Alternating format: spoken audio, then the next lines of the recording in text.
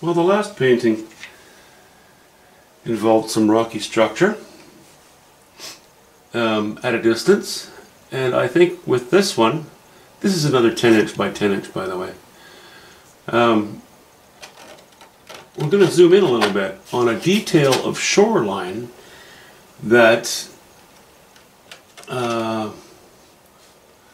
kind of going by memory here, but I know I'm going to modify, what I actually saw. I have several photographs of it somewhere, but I'm not going to worry about that. This is going to be it's small, so I'm going to try to keep it simple. It's near Nanaimo, BC, and in the Georgia Strait, or just off the Georgia Strait, close to Nanaimo, BC, there's an island called Gabriel Island. Just south of that, I think, if I remember correctly, is Mudge Island, then Sikorsky Island, maybe a couple of others that I can't think of right now. But along the shorelines of those islands, there's some very interesting sandstone that's been worn away and undercut by, of course, the many years of wave action. And it produces some interesting shapes. So I thought I'd try to recapture that a little bit on this one. We'll see how it goes, I don't know. But on this painting, it's going to be just about sort of a detail of that shoreline. I think maybe what we'll do is show the top of the, where the top of the shore, the top of this bank recedes into some trees in the distance here. But what I'd like to do is, I remember there being sort of a interesting, there's a cave structure, and I'm gonna try to capture that here without it looking too surreal. But it might end up looking surreal. Who knows? We'll see.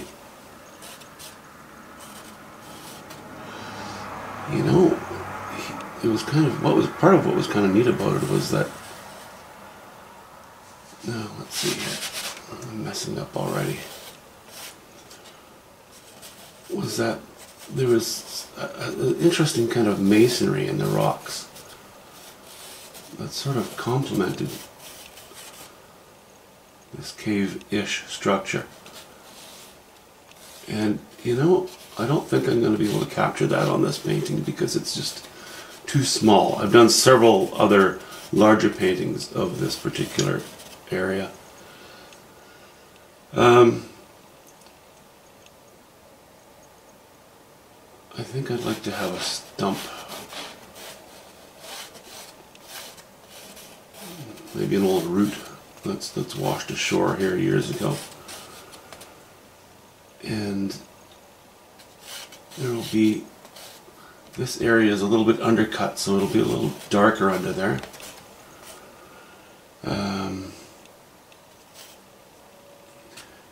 And let's say we meet the water about here.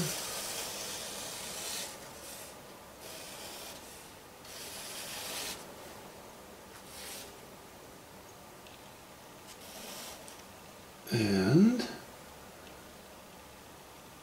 maybe there's a big stone, or a bit of bedrock here, a little bit closer to us.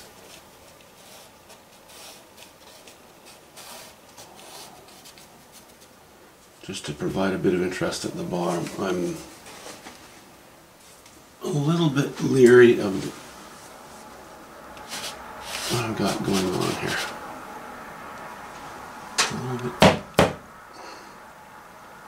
little bit tidy. And actually, if I remember right, that might even be more of an accurate depiction.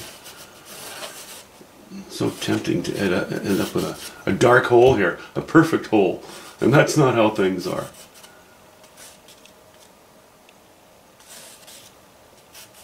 Well, rarely. Okay, something like that. And then let's say that we have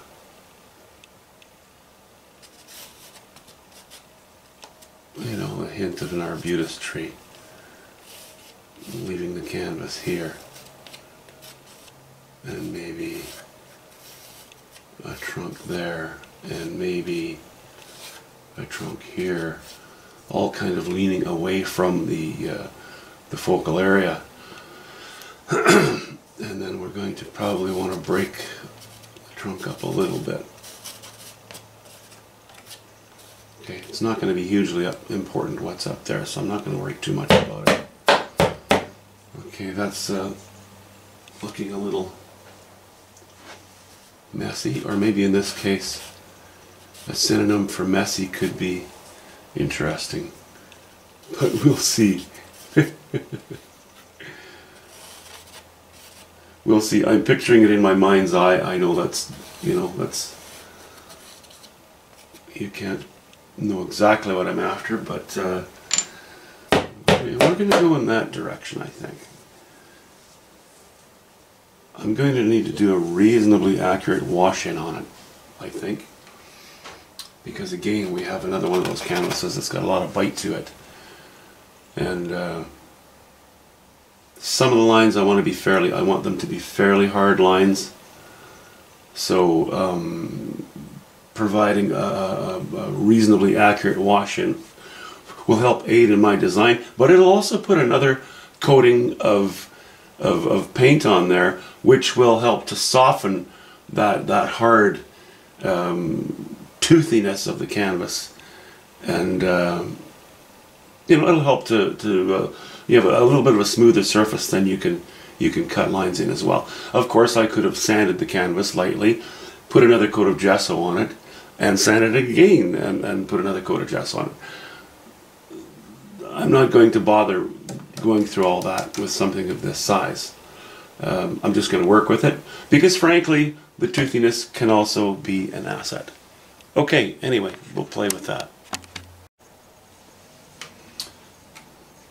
Okay, I saw a couple of things that I wasn't too crazy about, and as you can see I've changed the charcoal slightly, but I think we're more or less where we want to be with that.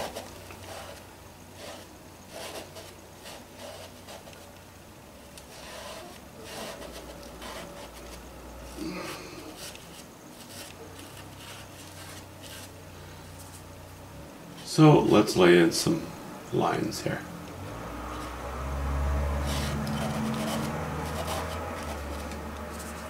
Now there's, you know, there's the overburden, and then there's a layer of, it's almost like a shale of some sort.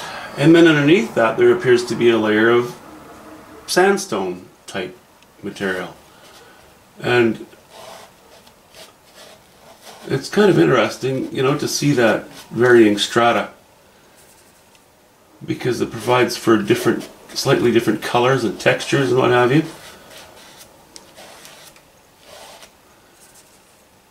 And designs within the rock, you know, I just love that. I really, we used to live on one of the Gulf Islands, on Piers Island actually, near the Swartz Bay ferry terminal, and did a lot of exploring on my little runabout boat at the time.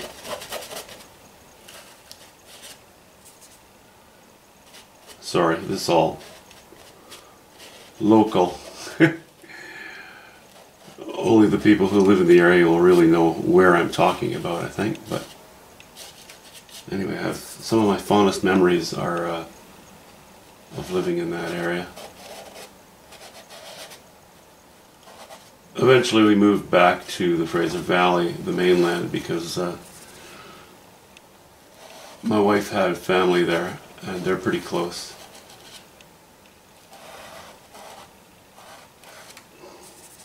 And the kids needed to go to school, and the only way to get anywhere from where we used to live was by boat.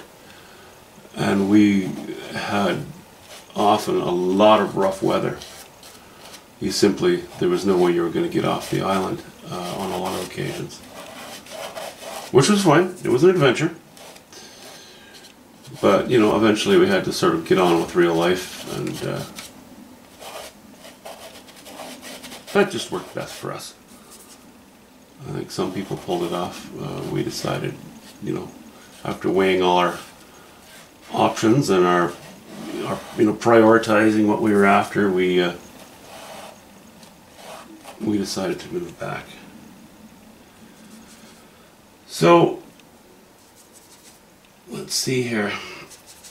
But I do have a ton of photographs from that area, and you know, I might want to revisit this again when I get to a larger canvas, because and then I'll go and look at I'll go find those photos and look at them for reference.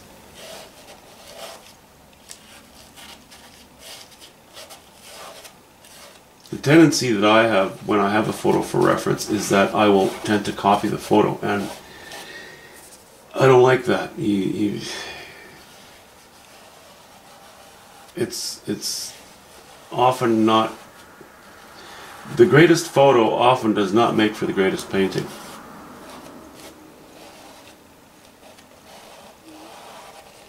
I kind of like to come up with my own stuff that way.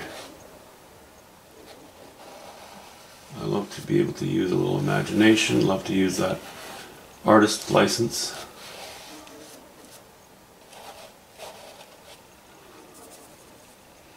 To bend and manipulate things. Very manipulative person I am, you know? All right.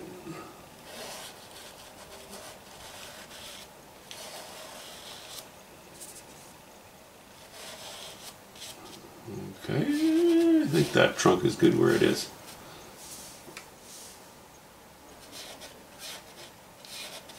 We'll lay that in, make it dark. I think that one's okay.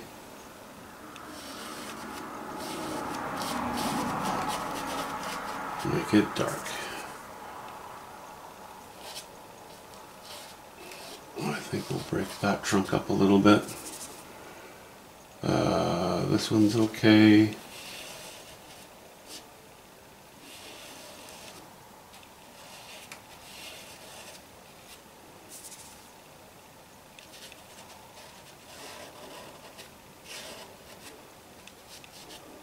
I'm not going to paint these things intensely red.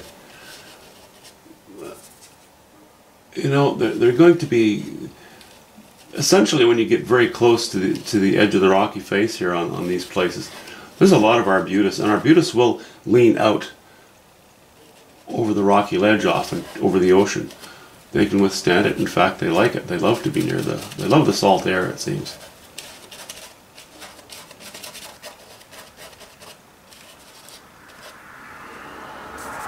Okay.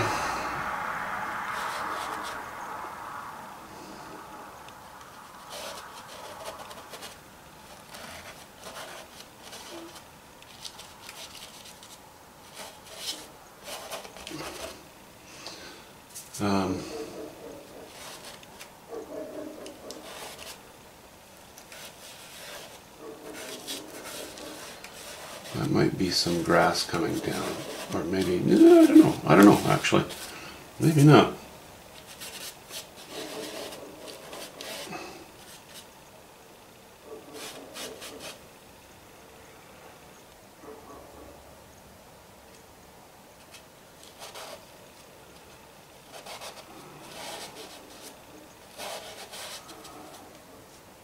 Yeah, I think that'll work. I think we'll put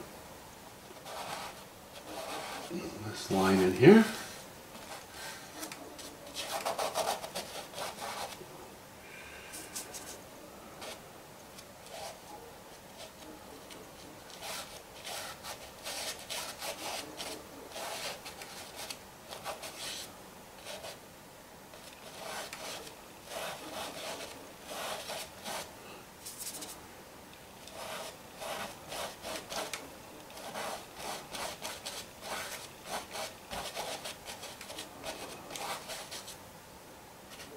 All right, now I'm going to simply get rid of some of this fairly intense toning. Excuse me. So, a little bit of cobalt blue, a little bit of yellow ochre, a little bit of ultramarine blue,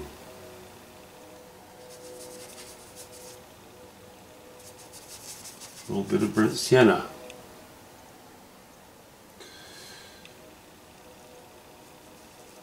okay, so I mix those three together on my palette. I'm looking at the pile on my palette while I'm doing it. And I think, yeah, okay, you know, that looks alright. And I'll hold the brush up. Not too dark?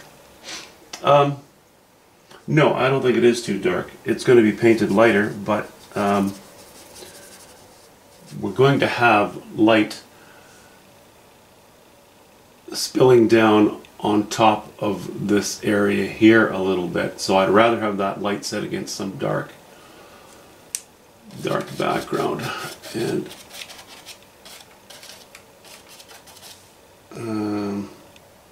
all right, I retract my earlier remark. I'm going to add a little bit of yellow ochre to it to lighten it up just a bit, just a little bit. Yeah, that'll do.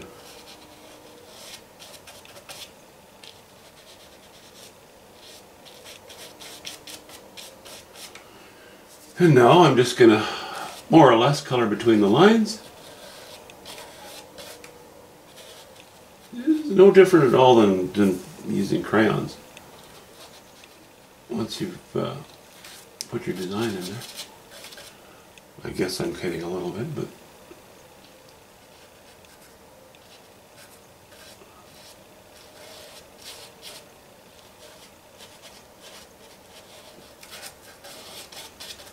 of course, there are many techniques that you don't need to do what I'm doing, but I just happen to like this one, so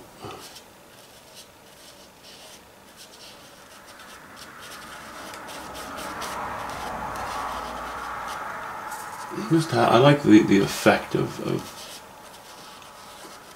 showing some outlines here and there.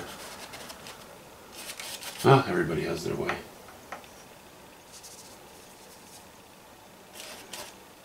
Keep it dark enough, and that's fine. It's a little bit of mystery for the viewer peering off into the forest. Maybe there'll be a hint of light, you know, sparkling through. Maybe not. We'll see.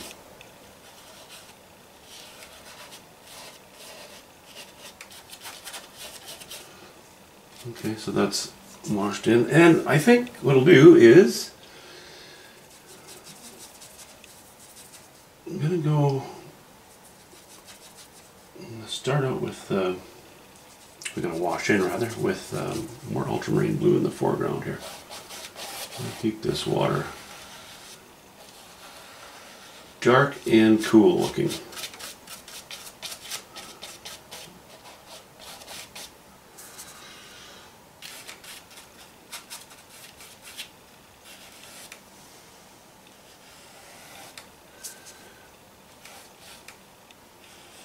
No.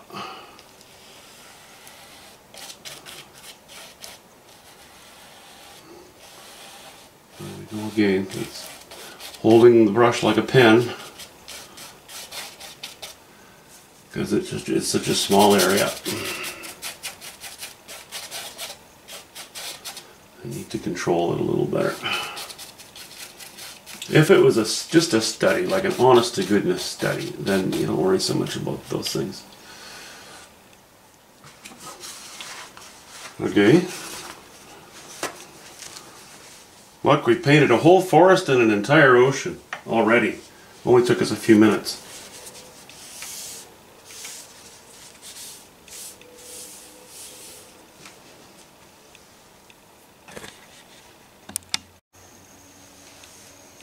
Well, the painting well, it's washed in, but I've begun to smear some things around because I want to darken this and lighten that, and it's like, no, no, no, no, I just keep making it wetter and wetter. So,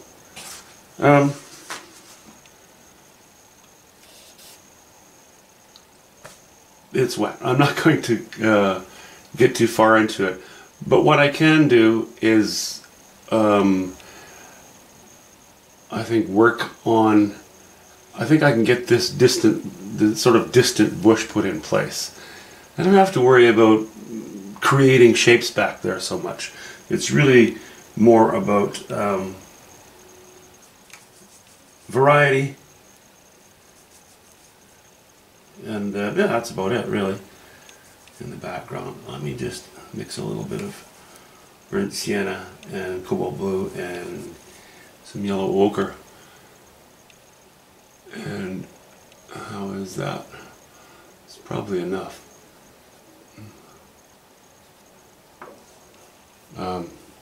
No, that's probably too dark. If I add some white to it, it'll stay cool.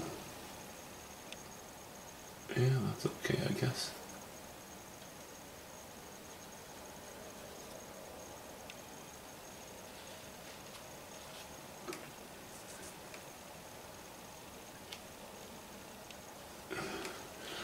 Yeah, it's okay. I think I'm going to warm it up a little bit. Yellow ochre. Warm it up and lighten it up a little bit. May as well make these strokes count.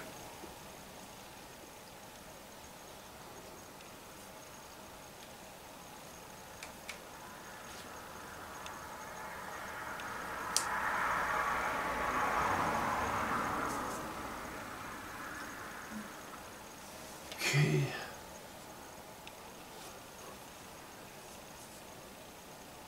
Can sure feel that I'm working into wet paint though. Very slippery. The canvas doesn't want to grab it quite as much, even though it's toothy.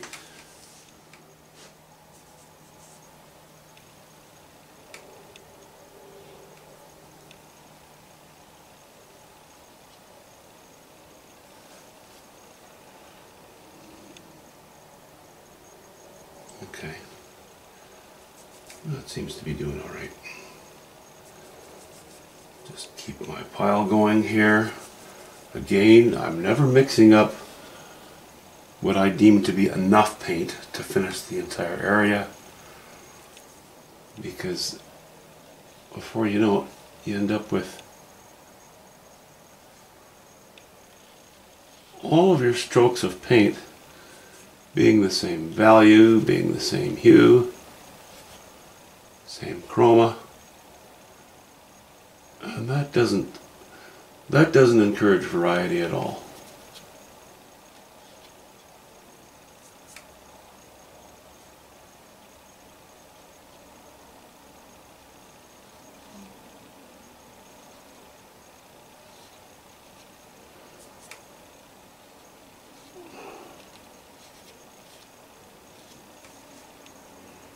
Okay.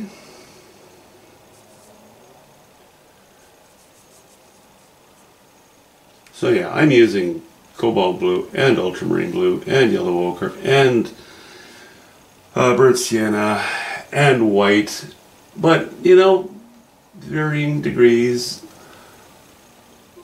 on different strokes.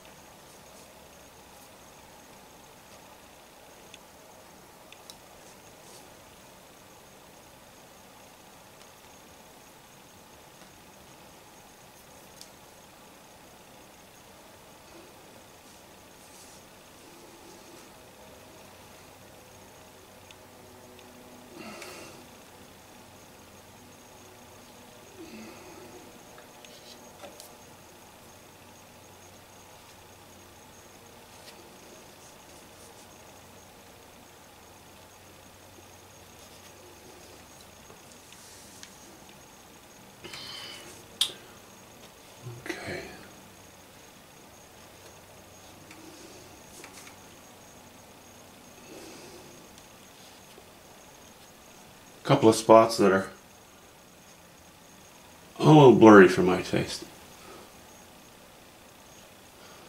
So we'll just put in a little more direct color. Okay, I'm going to turn this because I'm seeing glare. And if I see glare, I cannot see my strokes very well. Okay, that'll do. I think that'll do. No, these two are stacked up too well.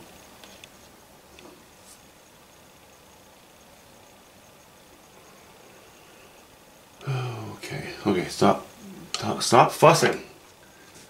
Alright, for the time being, the rest is too wet. I'm going to have to let that set and sit. And as I say that, I go, ooh, I see something.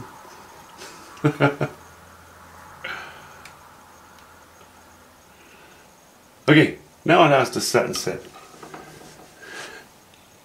Thanks for watching. Talk to you soon.